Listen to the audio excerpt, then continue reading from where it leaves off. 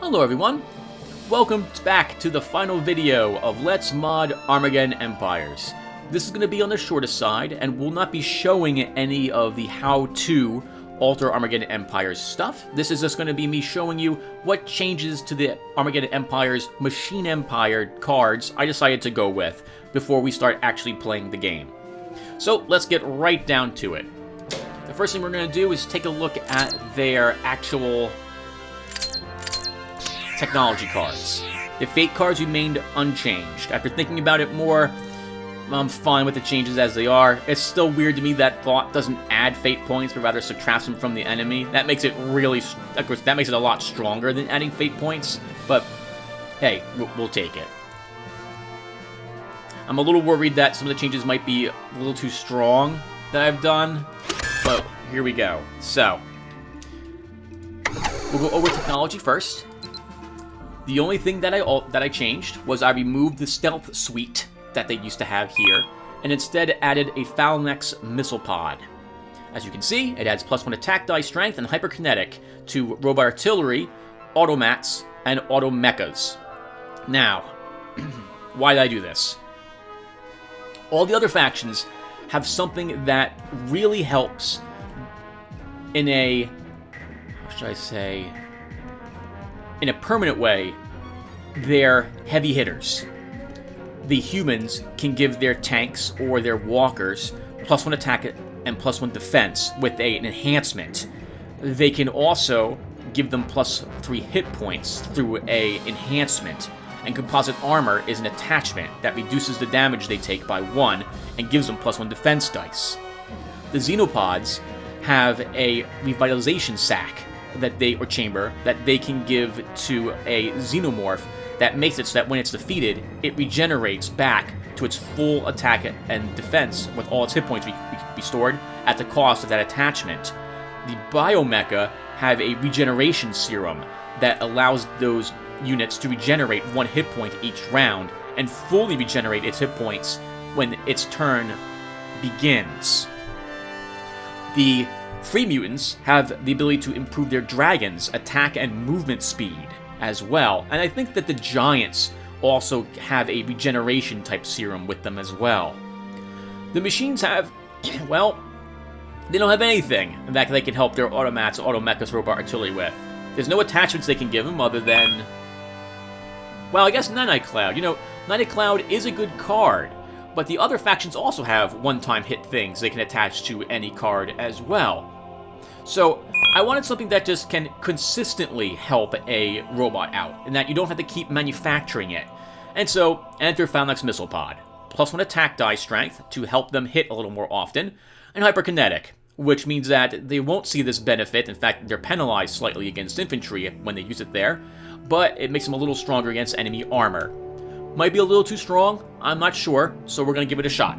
It is a 6-die challenge, and it's kind of expensive to give it a shot as well. This will be something you use in like the later one half of the game, not the earlier one half. For genetics, I went ahead and added the +1 hit point value to the Cyborg Enhancer after all. Cyborgs are very weak on the infantry scale. They, compared to, let's say, the human infantry, they actually already have 1 point less than those units. If you've watched me play the Machine Empires, you know I'm not comfortable with the 3 attack, 3 defense, or 4 defense, 3 hit point creature. They can be killed off pretty easily by things with even a 5 attack die strength. I even had cannibals manage to kill them. It's terrible. So the +1 hit point is for me mostly, because if they've got 4 hit points, I won't consider making them the advanced training hit point one. Instead, I'll probably give them +1 attack or something like that. We've also dropped the viral homunculi. Instead, I've added dissolution ammo to the Machine Empire. Now, I'm not sure about this, but this is what I'm going with anyway at the moment. So, as you can see, it adds armor piercing +1 and damage 1 × 5. Can be added to any of the robot infantry. This doesn't help any of the heavy hitters already. That would be way too strong. I think this might be a little too strong anyway. I'm tempted to give them instead +1 attack and damage 1 × 5, but we're going with this. So, the thought I had here is that this is a higher challenge, it's more expensive, and it doesn't help you hit the enemy any more than they already would normally. But if you do manage to put wounds on the enemy, you'll hurt them even more, helping the machines whittle down their enemy much faster. You also have a tough choice to make, because the Neuroneedler helps you hit, and Neurotoxin's very nice. The solution ammo is just pure damage. So, there you have it. Those are the changes I've done to the genetics and technology cards. Yep, I even left Thrall Chamber in. I don't intend to ever use this, but I left it in. I do want to drop it, though. Okay, so, let's go back to the main menu. Crusader Cassandra, I'm so sorry. I know you were like, I don't like any of the changes that you've done, except maybe add a change viral Homoculi out. And now we're going to go through all the changes you didn't want me to do. Don't worry, there aren't that many of them here. So let's go. I decided not to do most of them. There's only, I think, 5 changes I've done to the actual cards. So first off, this change I think we all can agree on. The Industrial Pod no longer uses human resources to upgrade it. Instead, it now needs tech. So it needs 1 tech and 2 materials to upgrade it from ranks 1 to 2 and 2 to 3. The end. Pretty simple. That brings it in line with, well, makes it make sense, I think. Next, all the other changes to it. So, I went ahead and moved Relicus over here. The machines only have 5 generals. One of those generals is Infernicus, who requires human resources, something that the machines don't naturally get. So, I wanted to add another general. All the other factions have at least 6 generals. Some of them have up to 8 generals in their army, like the Xenopod, like the Free Mutants and the Humans. They've got at least, I think, 7 or 8 of them. And the Xenopods have 6. So having 5 heroes, and one of them is very situational, means, oh, that really hurts. You can't walk around with a huge or even moderately sized army. So, Relicus is one guy I've never really added to the game. The others are all somewhat situationally useful. I know I want Relicus to be useful most of the time. He's a mechanic, which is really helpful for the machines, and a technologist, which makes sense for him. He's also got Command 5. He's not going to stomp around with a huge uber deck, but he can have 3 front lines and 2 back lines helping him out. I've also upped his fate to 4 to bring him in line with all the other generals in the game. Tyrannicus got Tactician 4, up from Tactician 3. And Infernicus gained Tactician 3, up from Tactician 2. I did this because Mechanicus is really nice, but he can't be moved once you deploy him. I didn't give them any movement. Compared to other factions' Master Strategists' choices, he hurts the most. If you ever are forced to move your HQ out of the way, you're stuck making cheap tactic cards for the remainder of the game, while the other factions don't suffer from this. You also have to deploy the Academy in your HQ if you want to benefit from Tactician 5. Unlike everything else, you can at least put that someplace else, and your Master Strategist can stay in your HQ while you build the tactic cards in a different location. So it's really painful to deploy Mechanicus or Primus because of those reasons.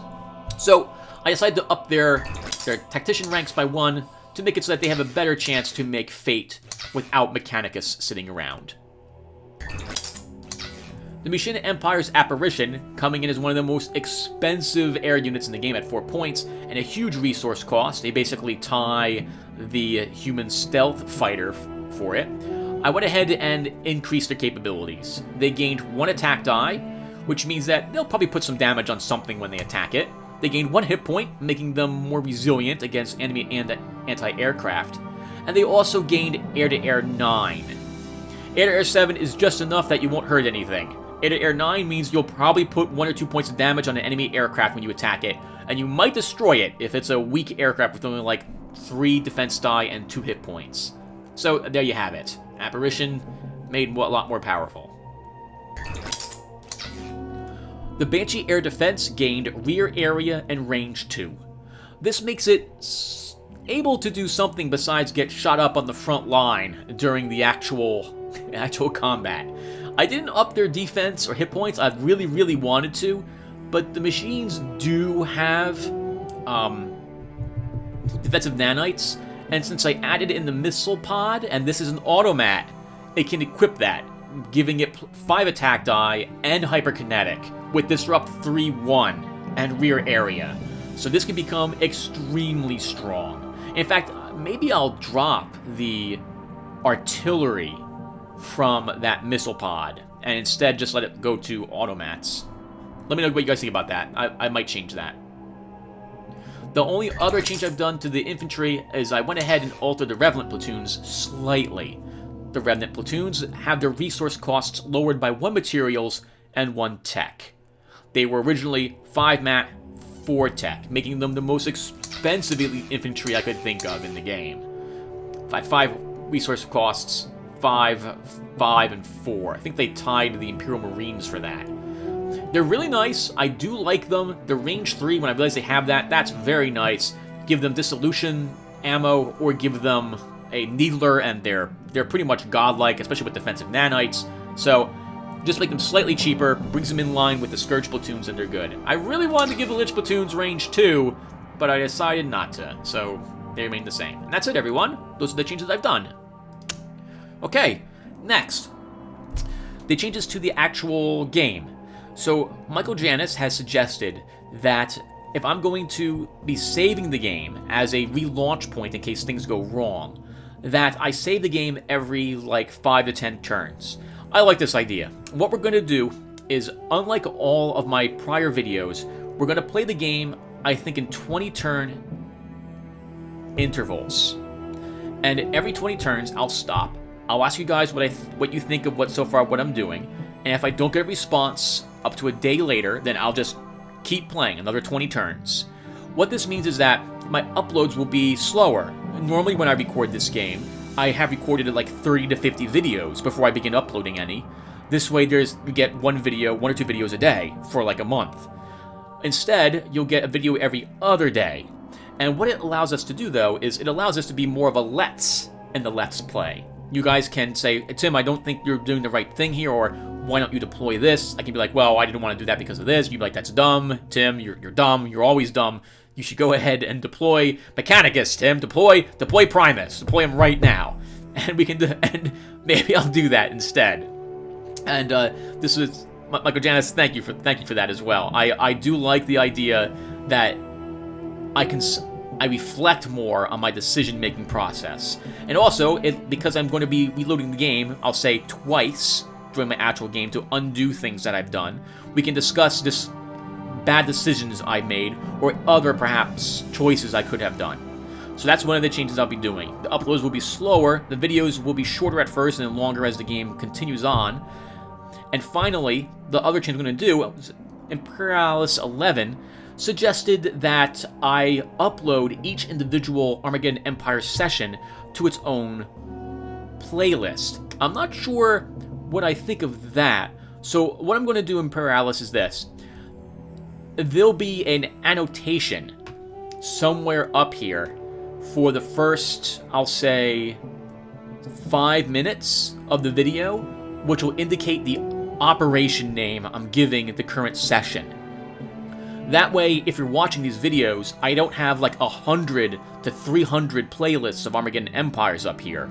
Instead, they're still confined to a single playlist. But if you're catching, let's say, the video halfway, like you've missed a few and now you're watching a new one, you'll at least have the operation name up there, so you'll know that, oh, I was watching Operation Pink Panzer, and now we're up here at Flag Surrender, or Retake California, or something like that. So that's what I plan to do when it comes to organizing my Armageddon Empires videos. And that will start as of the next video I upload. And that's it, everyone. That's all I've got. In fact, I'm thinking, in addition to that, Imperialis 11, I will restart new Armageddon Empires playlists for this year. So the next Machine Empire video I upload will actually be in its own separate new playlist. It'll still say Armageddon Empires. It'll say, I don't know, MK2 is what I'll call it. MK2 playlist or something. And that's when I'll have all these changes. Lastly, I wanted to quickly add that I was able to get the AI to use the changes I've done to these cards. It did take me 40 minutes to remove the cards and re-add them, but I've been able to play games against the Machine Empires with their decks having been altered. I'm not sure why I can't give the AI my dex. I am unable to make it, say, use the human condition. It will not do so. I don't know why.